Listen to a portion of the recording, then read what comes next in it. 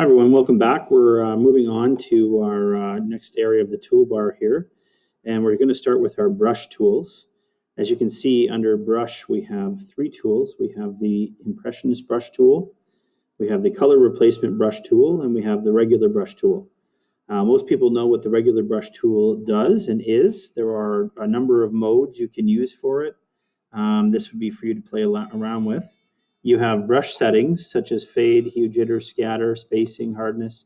You can make those adjustments for your brush, but generally, and your brush tip, I should say, your opacity and your size. But generally, choosing your color is done over here, and you manually, use the brush as a brush would normally be used. The other two are a little more what we're looking for. We're going to start with the color replacement tool so you guys can get an idea of how this works. And we'll just minus this. So the color replacement tool basically takes the color you've selected on the bottom left side and will replace it on your selection while keeping the contrast and all the other little parts of the image there. What we're going to start with though is we're going to go to our photo bin and we're going to duplicate this file and we're going to call it after. So I can do our before and after. We're going to come up here to the background layer and just double click to unlock it so we can play with its pixels. So back to the color replacement tool. I have a tolerance level here. I'm in color mode, and discontinuous and contiguous and discontinuous do two things. The first one, contiguous, will erase only the pixels of the sampled color that are connected to each other. Discontiguous will erase the sampled color wherever it occurs when you drag the eraser across the background. Okay, so you have to, these are limits you can use alongside brush settings for this. All right, so we're going to sample contiguous, and I'm just going to choose a color here, something in great contrast on the car.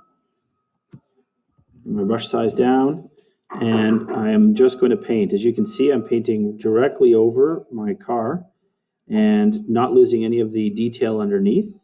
Another way to do this in an easier sense, I would say, is to go back to your original file and make a selection. So go back to your selection tool, grab a selection of that car. I'm going to actually add, and you can select an area. And then when you switch back to your brush, this is just for examples purposes, when I paint over, I can go all over the place and only affect that area of the car. So you can see I'm starting to get color added. Now, an even faster way than color replacement, which I could keep doing, is to come up here and select, we're going to go to Enhance, and we're going to say Adjust Color and Replace Color. In this case, I'm going to go back to my original file and give you this option, Adjust Color, Replace Color. And I will use my eyedropper tool to sample the color I would like to replace. As you can see, it starts to show up, and as I increase my fuzziness on this dialog box, I can pretty much select the whole car. And the whole point here is I want to select the car, but see how the background starts to show up? I don't want to select the background. I want to try to keep it as close to just what the car is and the color of the car is as anything. All right, so I'm not going to touch this color. I'm going to actually play around with it down here. I can toggle between these two, right, to see the image. The idea here is what's selected is being changed. So I can change color this way as well. And I can change saturation levels here on this dialog box, lightness or darkness. But where the car used to be, orange, it's now yellow. And we can go through a number of different colors. And I mean, this is sort of useful if you were thinking about, buying a new car. This might be a way to actually, go through a few color swatches just to see, hey, this looks good, this looks great, whichever you were looking for, and sample some colors this way. So just playing around with the slider here gives you that option. But generally, that's one way, replace color manually on this dialog box. The other method for doing so was the replacement color tool. And generally, I prefer that. I prefer coming in. I prefer making the selection, getting in close, and choosing a color here, and actually selecting it as I want, as I wish. Maybe I'll make it a nice purple. And just painting my car the color I've selected until I've covered it. And again, I'm going through the car. Right now I'm painting over, everything really. I would normally have selected something to kind of limit that damage, maybe just to select the orange. But you get the general idea. I can lower my brush, right? I can zoom in as far as I want using the Alt tool, the Alt and mouse wheel. Lower my brush size down, bring my color across, and when I come out, I've sampled a new color. I can switch colors anytime during this method. Increase my brush again and go over it with nice neon green, and just generally get an idea of what different colors look like on it. Selection tool is very useful to avoid having to kind of go through it or having to make a mistake first. I would generally suggest that you select the area you'd like to paint, and then you just go crazy with this brush. But generally, you can replace any color, any object, anytime, anything. And I'll give you an example of that. This is a car. We'll go into the flowers here. And what I'm going to do is select the flowers this time to give you an example. I'm not worried too much about going over yet. I'm just going to select my red.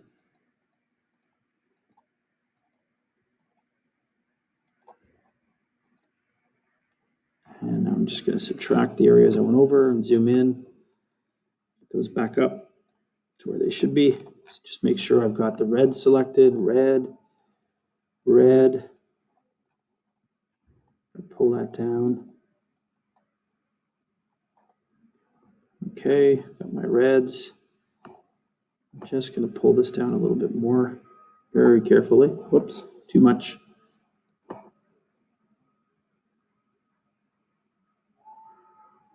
Do want to separate that. Don't want those to be selected. And I can see I got a little red in here that's not selected, so I'm going to add that red, and then I want to subtract the green. Once I've got them all selected and I'm happy with it, I'm going to subtract this little patch. Maybe add just a little bit more. What have I got down here? I've got a little issue here too, so I will subtract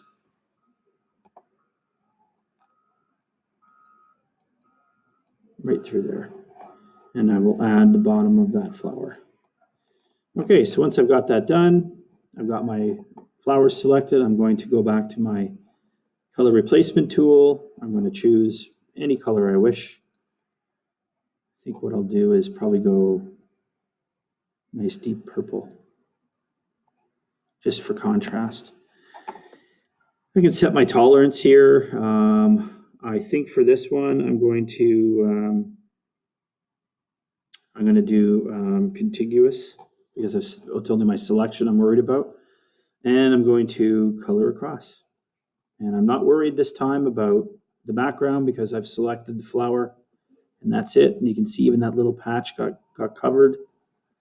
And I'm just going to paint right over with the color selection.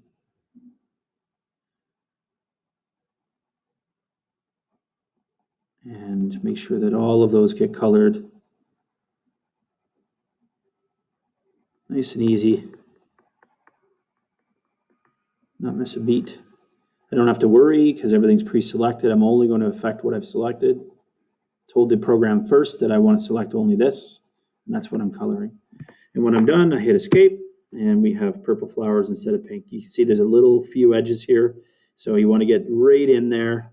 Make sure your selection covers those, but generally you get the idea. Color replacement tool, guys. Brush tool is standard, just simple paint on there with whatever you have, adjust your settings. And the Impressionist brush is basically a tool for making the painting, or making it look like a painting, much like we did with the blur, sharpen, and smudge tools. But for this one, if I wanted to make it look like a painting, once I've done my color, I'm going to come over, and that's just a little too much opacity, or I'll lower that down. We'll come back up. And I don't really often like this tool very much, but gives you an idea of what I can do. I go under advanced. I can do big area, tight, short, medium, long, loose. I can set my tolerance level and the area affected. Use a small brush and just subtly get in there and get that starting to look like it was painted. And if I zoom in, you get the idea up close. I'm giving the flowers the impression of being painted. I prefer the blur and the smudge tool for this kind of thing in general, but you get the idea here.